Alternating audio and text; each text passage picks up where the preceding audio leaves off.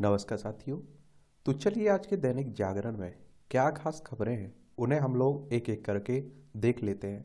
और याद रखिए दैनिक जागरण का नेशनल एडिशन है, राष्ट्रीय संस्करण है। तो इसमें आप लोगों को महत्वपूर्ण खबरें ही देखने को मिलेगी। 400 के लिए मोदी ने दी 370 की जड़ी बूटी। अब आप सभी जानते हैं कि 2024 में हमारे देश में लोकसभा का चुनाव है, तो उसी में सभी अपना गुड़ा भाग लगा रहे हैं, गठबंधन कर रहे हैं। लोकसभा की बात करें तो 543 सीटें हैं लोकसभा में टोटल। और अगर आपको लोकसभा का सदस्य का चुनाव लड़ना है तो आपकी उम्र 25 साल होनी चाहिए कम से कम। अधिकतम उम्र की कोई सीमा नहीं रखी गई है। और इनका चुनाव डायरेक्ट जनता यानी कि मतदाताओं के द्वारा होता है। अगर आपकी उम्र 18 साल हो चुकी होगी तो वोटर सूची में आपका नाम जुड़ चुका होगा और आप लोग वोट डालने भी जाते होंगे। ये चुनाव कौन करवाता है? इलेक्शन कमीशन ऑफ इंडिया करवाता है।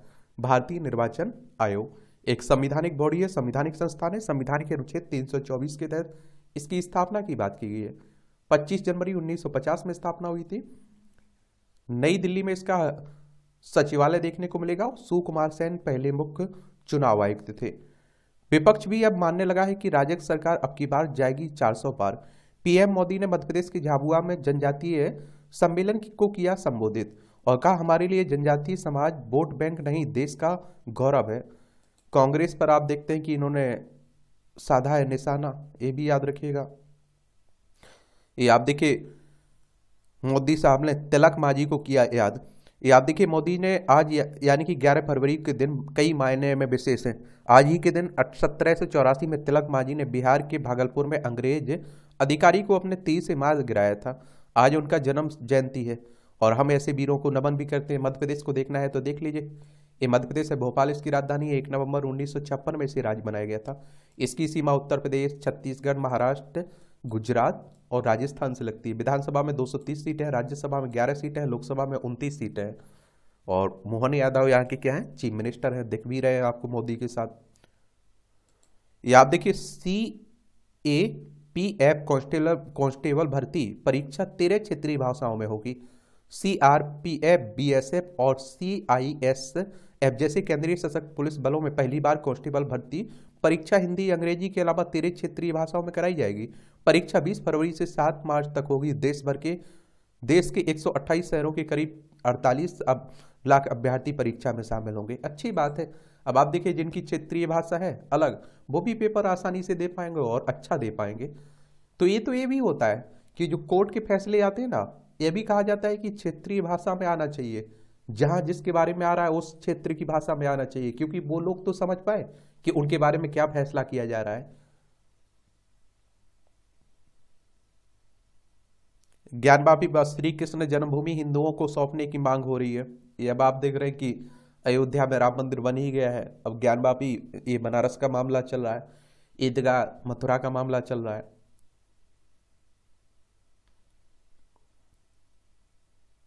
रामलला के भक्ति भाव में डूबे मंत्री विधायक, देख लीजिए ये उत्तर प्रदेश के सभी। ये राज्यसभा का चुनाव है ना, इसलिए आप देखते हैं कि बीजेपी ने अपनी सूची जारी कर दी है। और राज्यसभा का अगर आपको चुनाव लड़ना है तो आपकी उम्र कम से कम 30 साल होनी चाहिए। अधिकतम उम्र की कोई सीमा नहीं रखी गई इसमें भी। और इनका चुनाव विधायकों के द्वारा होता है, विधायक ने चुनते हैं। ठीक है। ये शरद पवार ने चुनाव आयोग के फैसले पर उठाया सवाल। महाराष्ट्र के पूर्व मुख्यमंत्री व दिग्गज नेता शरद पवार ने रविवार को चुनाव आयोग के फैसले पर सवाल उठाते हुए कहा कि आयोग ने हमारा चुनाव चिन्ह ही नहीं चुना, बल्कि स्थापना करने वाले लोगों से राष्ट्रवादी कांग्रेस पार्टी राकापा चीन का दूसरे लोगों को सौंप दी है। राकापा की स्थापना 1999 में शरद पवार ने की थी।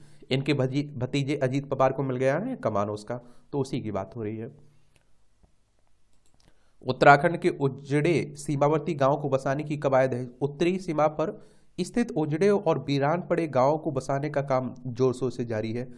Chief of defence staff general Anil Pandey ने चीन की सीमा से लगे उत्तराखंड के 2 गांव नेलांग और जाघांग के पुनर्विकास में सहायता के लिए स्थानीय तैनाती वाले सैन्य बलों को लगा दिया है।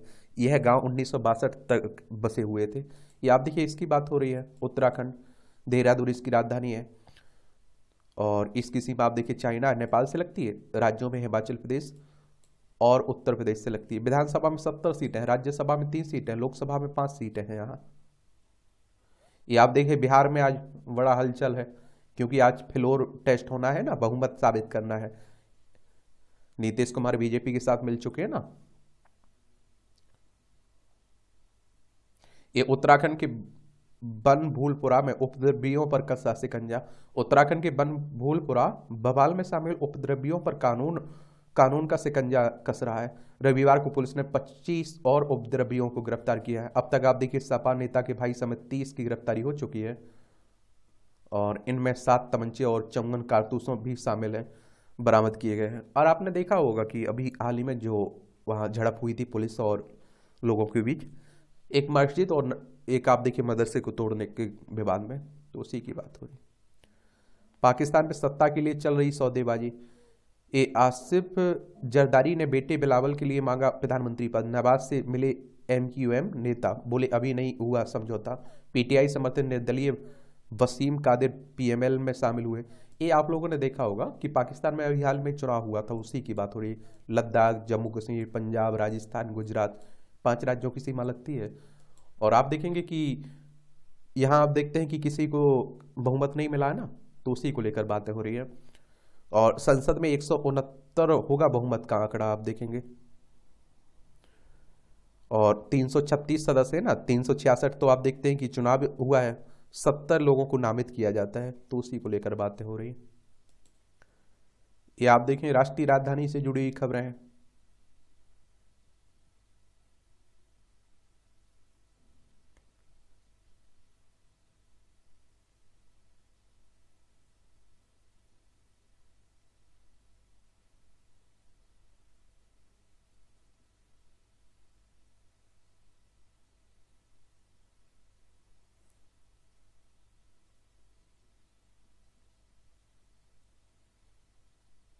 बच्चों को भा रही दादी नानी की किस्सों की कहा पुस्तकें।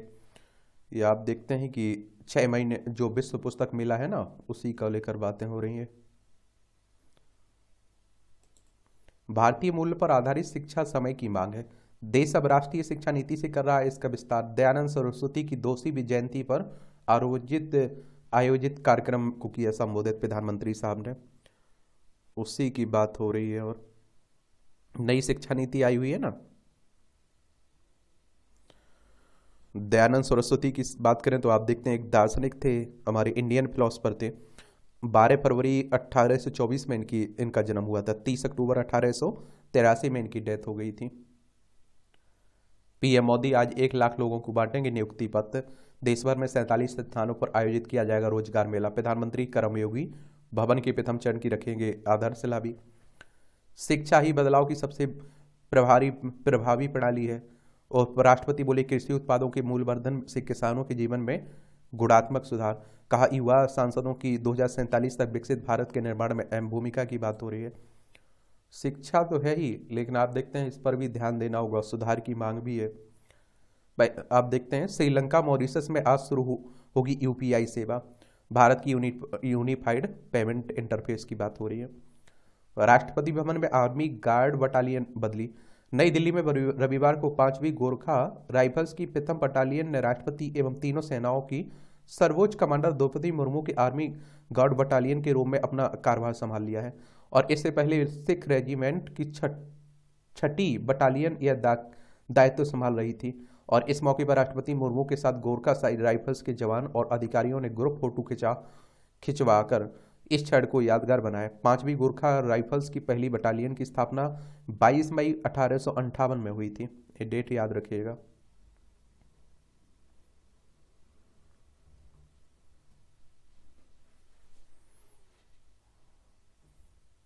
एक करोड़ से अधिक आयुष्मान कार्ड जारी करने वाला पहला राज्य बना असम। मंत्रियों और सरकारी कर्मचारियों को सब्सिडी वाली बिजली नहीं। हेमंत करें सरकारी क्वार्टरों में प्रीपेड मीटर लगाने को कहा है। आयुष्मान योजना की बात होती है ना, ये कब आई थी बताइए, इसकी डेट आप लोग बताइएगा। और असम को देखना हो तो देख लीजिए, ये हमारा प्यारा भारत है, ये असम को देखने को मिलेगा। दिसपुर इसकी राजधानी देखने को मिलेगी आपको। असम भी काफी चर्चा में बना रहता है। इसकी सीमा आप देखिए पश्चिम बंगाल, मेघालय, त्रिपुरा, मिजोरम, मणिपुर, नागालैंड, अरुणाचल प्रदेश से लगती है। अंतर्राष्ट्रीय सीमा भूटान और बांग्लादेश से लगती है। पुष्कर क्या यहाँ के मुख्यमंत्री हैं हेमंत बिस्वा शर्मा। जगदीश मुखी यहाँ के राज्यपाल हैं। विधानसभा में 126 सीटें हैं, राज्यसभा में 7 सीटें हैं, लोकसभा में 14 सीटें हैं। 78,438 वर्ग किलोमीटर में फैला हुआ है। ट्रायल कोर्ट को निचली अदालत कहना बंद करें सुप्रीम कोर्ट। शीर्ष अदालत ने अपनी रजिस्ट्री को दिया निर्देश, एलसीआर को टीसीआर के रूप में संदर्भित किया है। सुप्रीम कोर्ट यानी कि सर्वोच्च अदालत की बात हो रही है। हमारी सर्वोच्च अदालत है ना, संविधान के अनुच्छेद 124 के तहत इसकी स्थापना की बात की गई है। 28 जनवरी 1950 में स्थापना हुई थी। विकास पथ पर जम्मू कश्मीर 5 वर्ष में 1.5 गुना हुई जीडीपी और केंद्रीय परियोजनाओं का 100% खर्च करने पर ध्यान केंद्रित। जीडीपी 1.6 लाख करोड़ से बढ़कर 2.64 लाख करोड़ रुपए हो गई। 1200 करोड़ के घाटे से 1300 करोड़ रुपए के लाभ में पहुंचा है जम्मू कश्मीर बैंक। ये बात देखिए, ये है जम्मू कश्मीर। लद्दाख और हिमाचल प्रदेश, पंजाब से इसकी सीमा लगती है।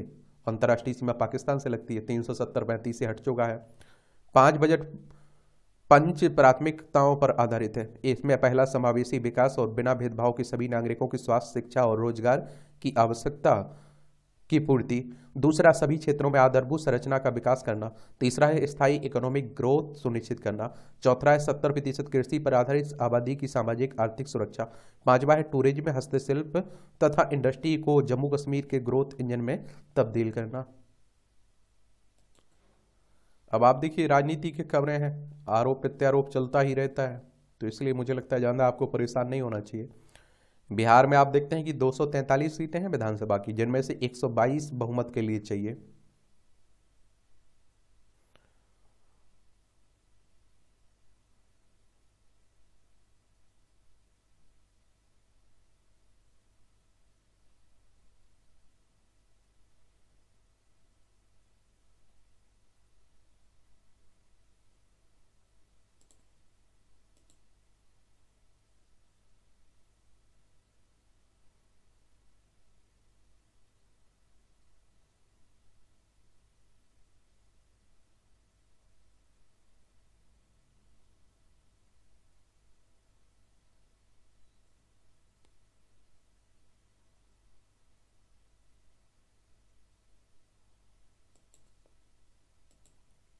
आईआईटी का तीसरा विदेशी कैंपस श्रीलंका में खोले जाने की संभावना है। और देखिए, श्रीलंका ये देखने को मिलेगा, पाक जलमरू मन्नार की खाड़ी आपको देखने को मिलेगी। हमारे सांस्कृतिक संबंध भी काफ़ी मिलते जुलते हैं।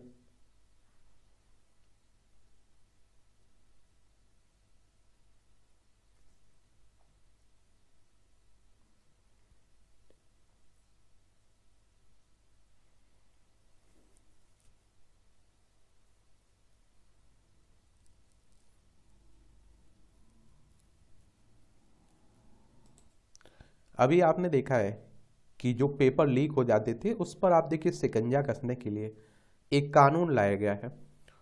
और हर राज्य में आप लोगों को देखने को मिलते हैं कि आप लोग पेपर देकर बाहर नहीं आ पाते हैं, घर नहीं पहुंच पाते हैं। आपको मालूम चलता है कि धांधली हो गई, एग्जाम का पेपर आउट हो गया था। प्रतियोगी परीक्षा परीक्षा युवा प्रतिभाओं की खोज के लिए होती है और इन परीक्षाओं में चयनित होने वाले युवा देश विदेश के लिए नीतियां बनाने और इसको लागू करने का काम करते हैं। ऐसे में प्रतियोगी परीक्षाओं के पेपर लीक होने से युवा अभ्यर्थियों को अक्सर अवसर और समय का नुकसान उठाना पड़ता है। उनकी पूरे वर्ष की मेहनत पर पानी फिर जाता है। बहुत से युवा अभ्यर्थी किसी प्रतियोगी परीक्षा के लिए तय उम्र सीमा को पार कर जाते हैं और इसका खामियाजा उनको पूरी जिंदगी उठाना पड़ता है, जबकि इसमें उनकी कोई गलती नहीं होती है। और इसके अलावा पेपर लीक से परीक्षा स्थगित हो जाती हैं और पूरी प्रक्रिया दोबारा शुरू होती है। ऐसे में सरकारी तंत्र में पद रिक्त रहते हैं और राष्ट्र निर्माण का कार्य बाधित होता है। प्रतियोगी परीक्षाओं के पेपर लीक होना एक राष्ट्रव्यापी समस्या बन चुकी है। प्रतियोगी परीक्षाओं के पेपर लीक होने और परीक्षाओं में गड़बड़ी रोकने के लिए संसद के दोनों सदनों में लोक परीक्षा अनुचित साधनों का निवारण विधेयक 2024 पारित कर दिया गया है। देखिए, जब कोई प्रस्ताव आता है राज्यसभा लोकसभा में तो उसे आप लोग बिल कहते हैं, विधेयक कहते हैं। जैसे ही राज्यसभा लोकसभा से पारित होता है, राष्ट्रपति की सहमति मिलती है, वो कानून बन जाता है। विधेयक में पेपर लीक कराते या नकल कराते हुए पकड़े जाने पर 3 वर्ष से लेकर 10 वर्ष तक की सजा हो और 1 करोड़ रुपए तक का जुर्माना का प्रावधान है। यह कानून केंद्र सरकार की प्रतियोगी परीक्षाओं के लिए है। उम्मीद है कि राज्य सरकारें भी इस कानून को लागू करेंगी। ऐसे में यह मुद्दा है कि कानून प्रतियोगी परीक्षाओं के पेपर लीक मामले पर अंकुश लगाने में कितना कारगर साबित होगा।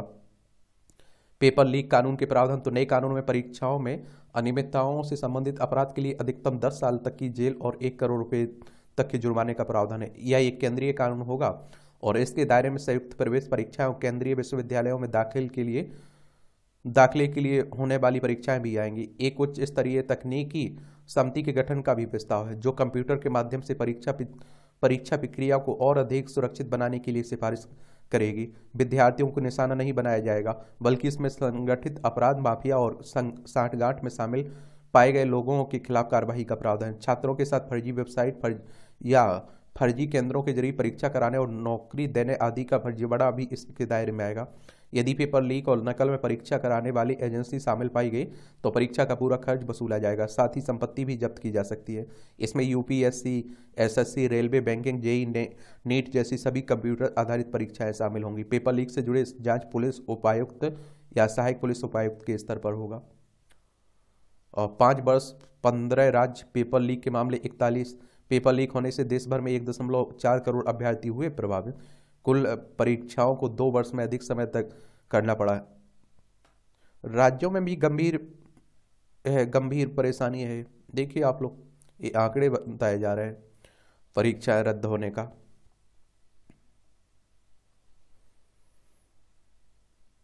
किसी को भी देख लीजिए आप, जैसे मान लीजिए आप उत्तर प्रदेश को ही देख लीजिए। अब आप देखिए परीक्षा एक हुई, पद 3,300 और अभ्यर्थी आप देखिए 19 लाख। अब सोचिए इतना कंपटीशन ही है, क्या कर सकते हैं। मध्य प्रदेश में देख लीजिए 5 परीक्षाएं, 3,690 पद और आप देखते हैं कि 1,64,000 उम्मीदवार। विकसित भारत की दिशा में है ये नया कानून। ये आप देखते हैं कि पेपर लीक कानून नई भर्ती परीक्षाओं की विश्वसनीयता सुनिश्चित करेगा। युवाओं की मेहनत और उनका समय बर्बाद नहीं होगा। कानून सभी उम्मीदवारों के समान अवसर प्रदान करने के साथ विकसित भारत का सपना भी साकार करेगा। अच्छी बात है, कानून चाहिए लेकिन नैतिकता से बनेगी बात। पेपर लीक के मामले पर अंकुश लेने के लिए कानून जरूरी है, लेकिन इस पर पूरी तरह से रोक तभी लगेगी जब राजनीति और प्रशासन में बैठे लोग नैतिकता का पालन करेंगे। और देश में ऐसे लोगों की कमी नहीं है, लेकिन उनका जिम्मेदारी देनी होगी। ये आप सभी जानते हैं कि हम नेताओं से हम लोग नैतिकता की उम्मीद कहाँ करते हैं। तो नैतिकता भी कानून बनाकर आप सब कुछ नहीं रोक लेंगे। अगर आप देखेंगे ईमानदारी नहीं होगी, भ्रष्टाचार खत्म नहीं होगा, तो कहाँ से होगा। ये आपको पढ़ना हो तो आर्टिकल पढ़ लीजिएगा, न्यूज़पेपर की पीडीएफ आपको टेलीग्राम पर दे दूंगा, ठीक है।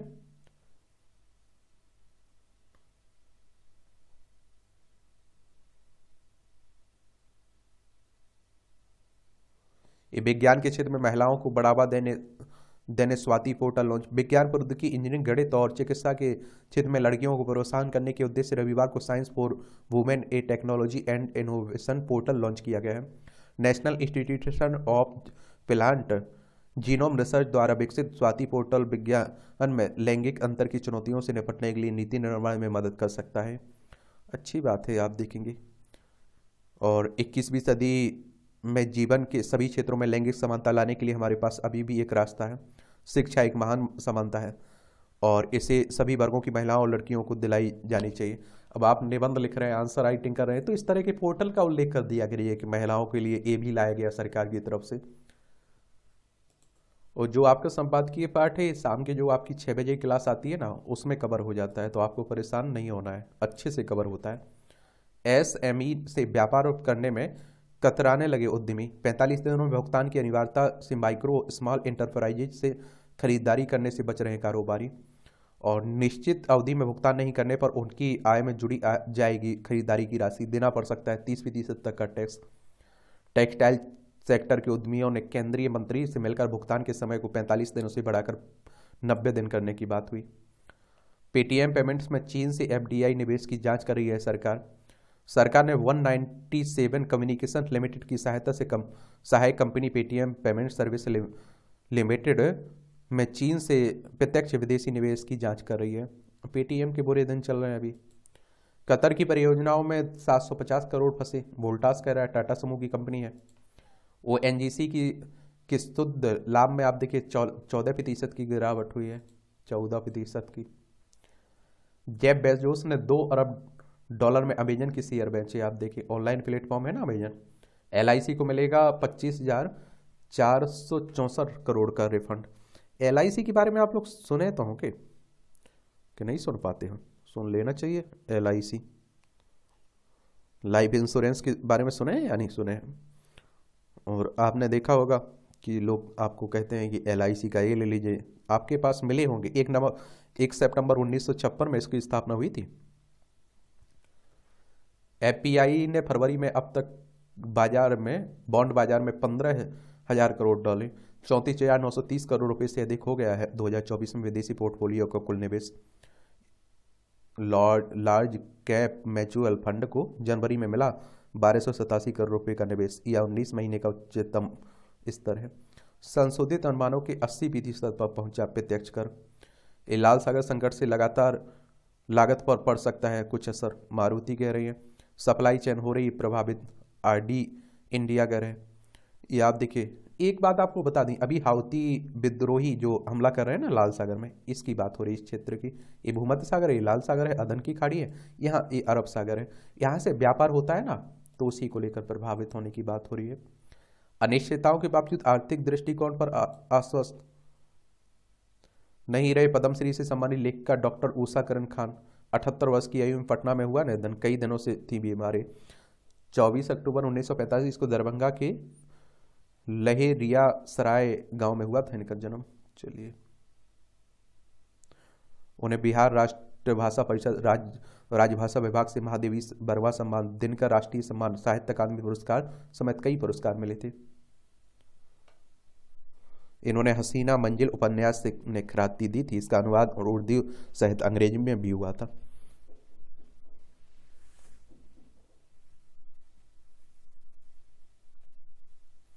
ये आप देखिए, पूर्व उपराष्ट्रपति वेंकैया नायडू और केंद्रीय पर्यटन व संस्कृति मंत्री जी किशन रेड्डी सोमवार को संगीत नाटक अकादमी के क्षेत्रीय केंद्र दक्षिण भारत सांस्कृतिक केंद्र का उद्घाटन करेंगे।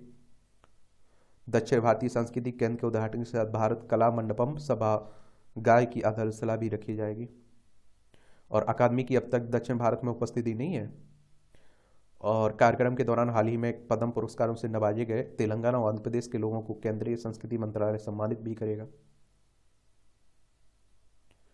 अंग प्रत्यारोपण कराने वाली महिलाओं की हिस्सेदारी बढ़ी। यह 1995 से आप देखिए 2021 के बीच मृत और जीवित अंगदाताओं के कुल 36,640 अंग प्रत्यारोपण में से 80% से अधिक पुरुषों पर किए गए हैं। एक बात और आप लोगों को बता दूं, हमारे देश में अंग दान करने की प्रथा कम है। देखिए, भगवान ना करे, जैसे मान लीजिए मैं अपना उदाहरण ले लेता हूँ, किसी को बुरा लग जाए, अच्छा नहीं रहे। मान लीजिए कहीं एक्सीडेंट में किसी भी कारण से मेरी मौत हो जाती है। अब ये शरीर मेरे परिवार के किसी काम का नहीं है, अगर उन्हें अंग की किसी की ज़रूरत नहीं है, वो खाक कर देंगे, वो अंतिम संस्कार कर देंगे। लेकिन अगर दान कर दिया जाता है तो आप देखते हैं कि हमारे शरीर के कई पार्ट हैं जो किसी और की ज़िंदगी बचा सकते हैं, ज़िंदगी दे सकते हैं। तो क्यों ना ज़िंदगी दे दी जाए। तो उसी की बात हो रही है।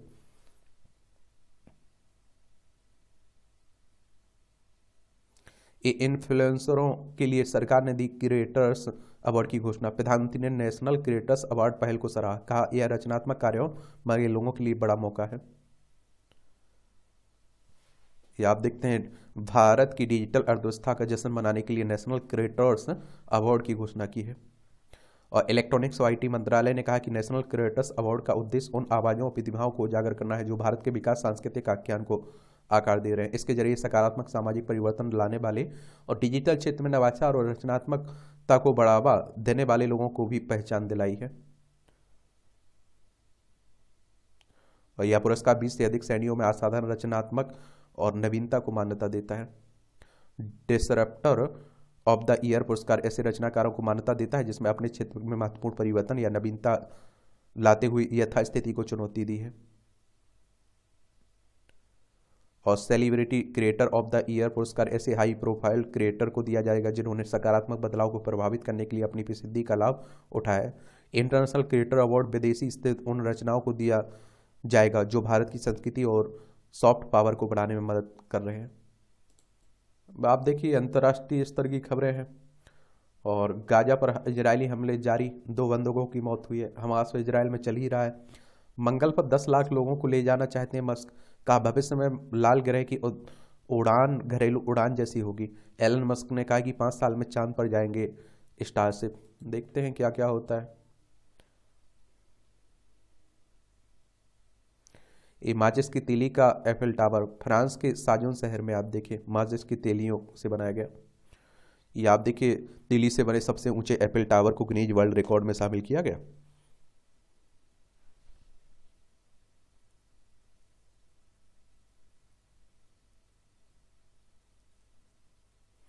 सोमालिया में आतंकी हमला, यूएई की 3 सैनिक व बहरीन के अधिकारी की मौत हुई है।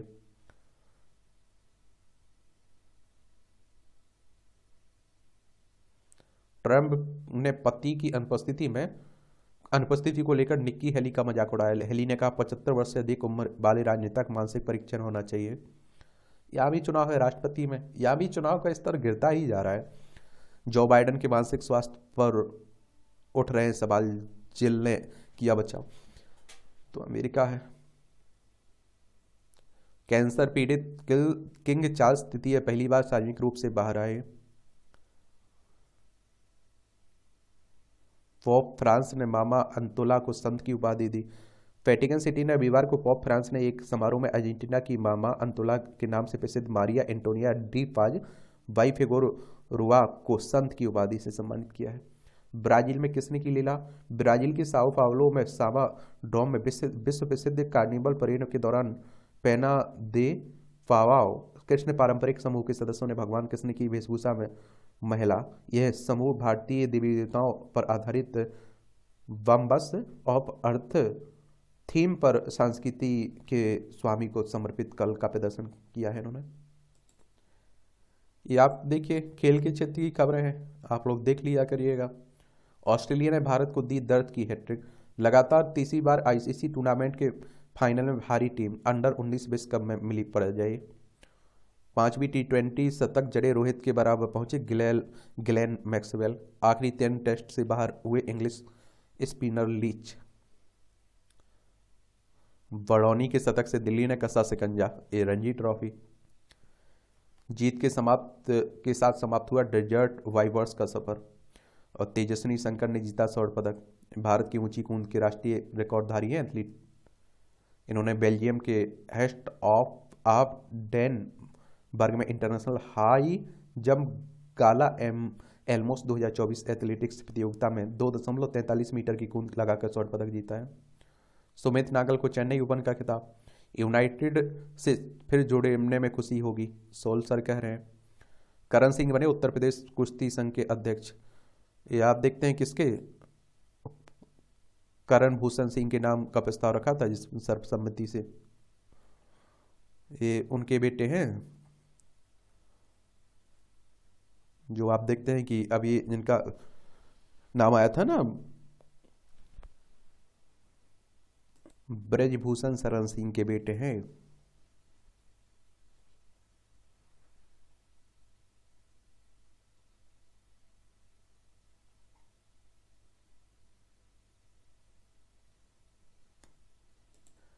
बरदे बीड़ा वादनी।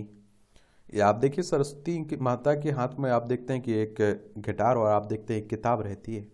समझ रहे हैं हमेशा कि पढ़िए और संगीत में मगन रहिए। अल नीनो पड़ रहा है कमजोर, भारत में अच्छे मानसून की उम्मीद है। 2 वैश्विक जलवायु एजेंसियों ने पिछले सप्ताह की घोषणा। अगस्त तक लालीना की उपस्थिति बनने की संभावना है। किसके, लालीना के। अल नीनो और लालीना के बारे में आप लोगों ने सुना भी होगा कि नहीं सुना है। एल नीनो होता क्या है। एल नीनो प्रशांत महासागर के भूमध्य क्षेत्र की उस समुद्री घटना का नाम है जो दक्षिण अमेरिका के पश्चिमी तट पर स्थित इक्वाडोर और पेरू देशों के तटीय समुद्री जल में कुछ सालों के अंतराल पर घटित होती है। यह समुद्र में होने वाली उथल पुथल और इसमें समुद्र की सतह जल का ताप सामान्य से अधिक हो जाता है, उसी की बात हो रही है। और तो उसी को याद रखा करिएगा, एल नीनो और ला नीना।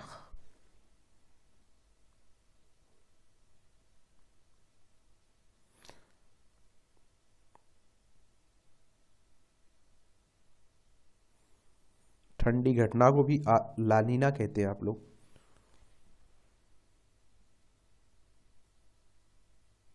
मौसम की जानकारी के लिए लॉन्च होगा उपग्रह। भारतीय अंतरिक्ष अनुसंधान संगठन इसरो के लिए के GSLV F-14 INSAT 3DS mission की तैयारी के अंतिम चरण में है। मौसम की सटीक जानकारी देने वाले इस मौसम उपग्रह को 17 फरवरी को आंध्र प्रदेश के श्रीहरिकोटा सतीश धवन अंतरिक्ष स्टेशन से लॉन्च किया जाएगा। इसरो की अगर हम लोग बात करें तो इंडियन स्पेस रिसर्च ऑर्गेनाइजेशन की बात हो रही है। हमारी हमारी अंतरिक्ष एजेंसी है, इसकी स्थापना 15 अगस्त 1969 में हुई थी। बेंगलुरु में कर्नाटक में इसका हेडक्वार्टर देखने को मिलेगा। आंध्र प्रदेश की बात करें तो अमरावती इसकी राजधानी, इसकी सीमा उड़ीसा, छत्तीसगढ़, तेलंगाना, कर्नाटक और तमिलनाडु से लगती है। भाषाई आधार पर गठित होने वाला पहला राज्य है। विधानसभा में 175 सीटें हैं, राज्यसभा में 11 सीटें हैं, लोकसभा में 25 सीटें हैं, विधान परिषद भी है जिसमें 58 सीटें हैं। YS जगनमोहन रेड्डी यहाँ के मुख्यमंत्री हैं। अब देखिए क्षेत्रफल इसका 1,62,970 वर्ग किलोमीटर में फैला हुआ है। गर्भस्थ शिशुओं पर भी विस्फोट के असर का अंदेशा, बहरेपन और कैंसर का खतरा भी। अभी जो हरदा पटाखा हादसा हुआ है ना, और 300 डेसिबल थी हरदा ब्लास्ट की ध्वनि तीव्रता। अब आप लोग देखेंगे कि जल और जमीन में भी प्रदूषण की बात हो रही है। ये कहने के लिए लोग कह रहे हैं कि कम लोग मरे हुए हैं, लेकिन इसका प्रभाव लंबे समय तक रहेगा और बहुत सारे लोगों पर रहेगा। तो पूरा अगर उसका आकलन हो रहा है तो पूरा होना चाहिए, समझ रहे हैं। अब देखिए जैसे 1984 में जो गैस रिसाव हुआ था, भोपाल गैस कांड के नाम से आप लोग जानते हैं, उसमें आप देखते हैं कि लोग अभी तक वहां प्रभावित हैं, तो ये भी रहेंगे।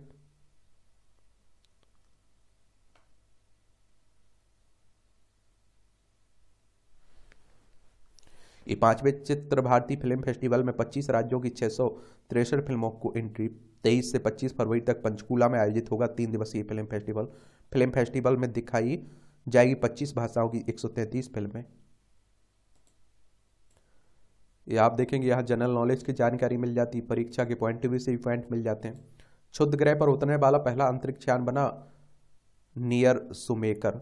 ये 2001 में आज ही के दिन नासा का नियर सुमेकर अंतरिक्ष यात्री यान किसी क्षुद्र ग्रह पर उतरने वाला पहला अंतरिक्ष यान बना था। इसने 433 ईरोस को छुआ था और इसे 17 फरवरी 1996 को लॉन्च किया गया था। अंतरिक्ष यान का नाम प्रसिद्ध भूविज्ञानी यूजीन एम सुमेकर के सम्मान में रखा गया था।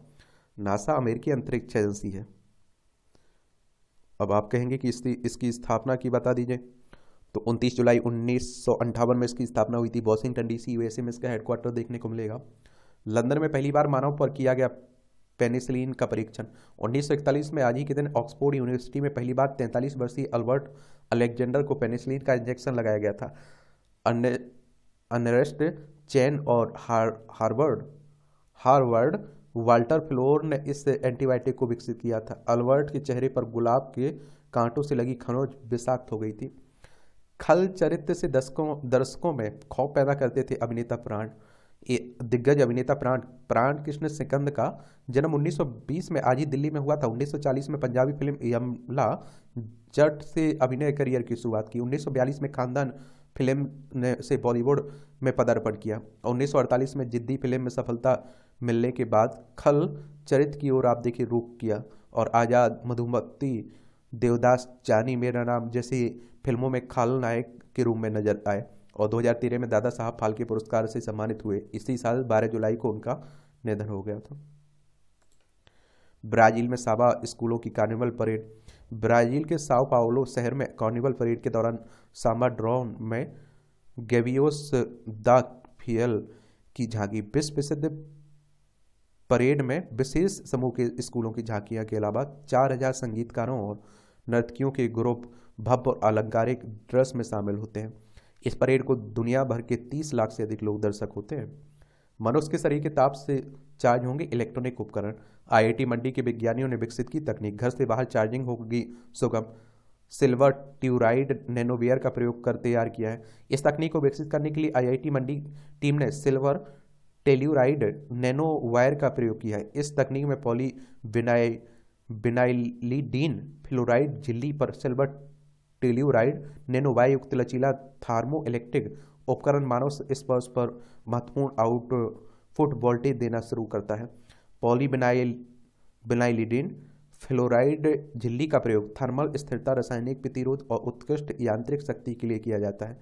सिल्वर टेल्योराइड नैनोवायर मनुष्य के शरीर में आप देखिए ताप को बिजली में परिवर्तित करने का काम करता है। इस तकनीक से बिजली की बचत भी होगी। इलेक्ट्रॉनिक उपकरण की बैटरी समाप्त होने के भय से मुक्ति मिलेगी इससे। तनाव प्रतिरक्षा प्रणाली के माध्यम से मस्तिष्क को प्रभावित करता है। अनुसंधान कर रहा है। लाल सड़न से जीत के साथ मिठास क्रांति। गन्ना प्रजनन संस्थान के विज्ञानियों ने विकसित की गन्ने की नई प्रजाति C 17,018 20% तक अधिक मीठा होना। नई प्रजाति का गन्ना 500 क्विंटल प्रति एकड़ उत्पादन होने की संभावना भी हो रही है। ट्रायल में बेहतर परिणाम भी आने की बात हो रही, कम अवधि में तैयार करने की बात भी हो रही है। यह किस्म विकसित करने वाले कृषि विज्ञानी डॉक्टर रविंद्र कुमार के अनुसार ट्रायल में मैसी 17,018 बेहतर परिणाम आए हैं। कई विशेषज्ञों ने से युक्त विशेषताओं से युक्त इस किस्म में रस का मात्रा अन्य किस्मों की तुलना में करीब 20% अधिक है, जिसमें चीनी उत्पादन बढ़ेगा तो किसानों के साथ मिल संचालकों को भी लाभ मिलेगा। गन्ने की लंबाई 10 से 12 फीट संभव, यह प्रति एकड़ 500 क्विंटल तक पैदावार दे सकती है। और 15 फरवरी से आप देखिए 15 अप्रैल की बुआई तक का उचित समय है। इसका गन्ना ठोस, मजबूत, वजनी और रस से भरपूर होगा और 12 से 15 महीने तक का समय लेती है। ये देखिए रास नहीं आ रहा है। 0238 किस्म देश में मिठास क्रांति लाने वाले गन्ने की उन्नत प्रजाति 0238 कुछ समय से लगातार संकट से जूझ रहा है। वरिष्ठ गन्ना विज्ञानी पद्मश्री डॉक्टर वक्सी राम कहते हैं कि मौसमी परिस्थितियों के साथ ही बीज प्रबंधन, बुआई के तरीकों पर समुचित ध्यान देने से भी उन्नत प्रजातियों रोगों व कीटों की शिकार बनती हैं। इसलिए किसानों को स्वस्थ बीज अपनाने के साथ भूमि शोधन व पेड़ी प्रबंधन को पर फोकस करना चाहिए और इससे काफ़ी हद तक बचाव संभव है। 133 टन चिकन चुरा ले गए चोर, जमकर की खरीदारी। क्यूबा की बात है। ये मूवियों से जुड़ी खबरें हैं, पढ़ना हो तो पढ़ सकते हैं आप लोग, नहीं पढ़ना हो तो छोड़ सकते हैं आप लोग। और इस तरह से आप देखेंगे कि आज के न्यूज़पेपर की कहानी खत्म होती है। आप लोग पढ़ते रहिए, एंजॉय करते रहिए। आपका कोई सवाल हो मेरे लिए, सुझाव हो तो आप लोग जरूर बताइएगा। धन्यवाद।